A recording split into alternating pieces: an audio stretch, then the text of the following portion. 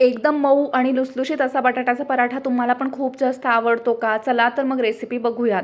आज मी पहिल्यांदा बटाटे बॉईल करून घेतले कुकरला आणि लगेच ते सोलूनही घेतले आणि भाजीसाठी लागणारा कांदा, हिरवी मिरची, लसूण आणि कोथिंबीर मी बारीक अशी चॉप करून घेतली होती आणि बटाटा पण बारीक मॅश करून घेतला होता.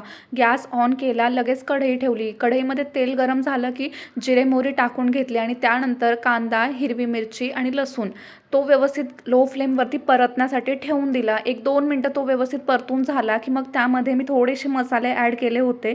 तर त्यासाठी मी लाल तिखट, हळद, मीठ आणि मला ना त्याच्यामध्ये सांबार मसाला आणि पावभाजी मसाला टाकायला आवडतो. कारण त्याची टेस्ट थोडीशी वेगळी लागते, पण खायला खूप छान लागतं. पण पावभाजी मसाला काही नव्हता म्हणून मी फक्त सांबार मसालाच टाकला आणि इथे आपली भाजी बनवून रेडी झाली होती. ती लगेच मी गार होण्यासाठी एका ताटामध्ये काढून ठेवली. काय मग इथे आपलं लगेच बटाट्याचे पराठे बनवायला स्टार्ट केले आणि बनवत असताना तर खूप छान वाटत होतं. कारण त्या भाजीची जी टेस्ट आहे ना ती एकदम मस्त अशी झाली होती. तर झाला मग आपला एकदम मऊ आणि लुसलुशीत असा बटाट्याचा पराठा बनवून रेडी.